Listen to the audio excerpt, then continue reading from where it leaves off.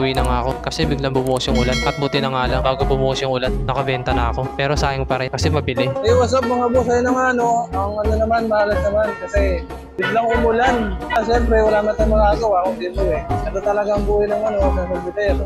Eh, sobrang dilim nga ng kalangitan eh. Natignan niya ah. At ito nga, papauwi nga ako. Lumalakas yung ulan. Hindi ko alam ba't biglang umulat. Ipapasok pa lang yung summer ngayon. At ito nga, sobrang lakas ng hangin. Patawid na nga ako ng sipot. At habang patawid nga ako sa highway, sobrang lakas ng hangin.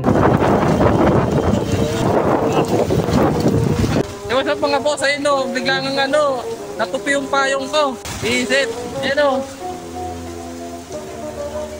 Tumilong muna ako dito. Visit. At habang nakasilong nga ako dito, nakilala ko ng mga bata. At sama nga daw sila sa vlog. Nasama ko na nga sila, kaya umalis na sila. Sana, basa na ako. Basa na ako talaga. Eh, visit o. Sobrang lakas ng ulan o. Kailangan na buhay ng Sorbitero.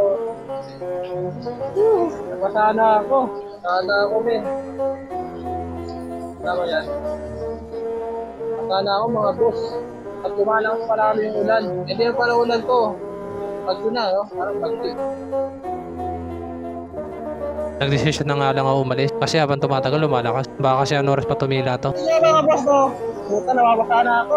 Yan, wala nang ayos ko eh. Sana, basa na. Shoutout.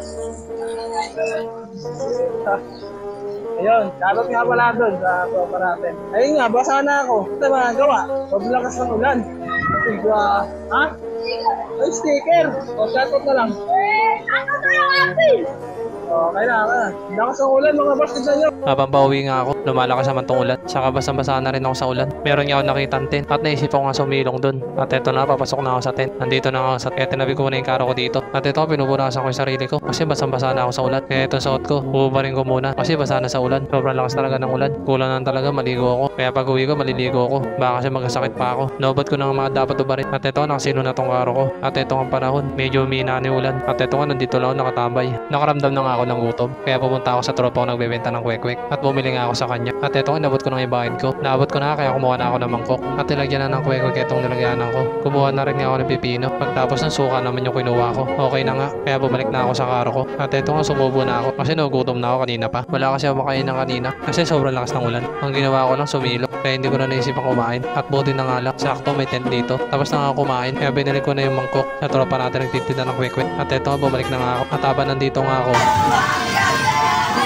may dumaan na mga bata at sinisigaw nga nila yung pangalan ko. Shoutout pala sa inyo. Tinula ko na nga tong karo para umalis na dito kasi umina na yung ulan. At eto nga medyo lumiliwanag. Pero dito naman sa likuran sobrang dilim. Hanggang dito na para mga boss.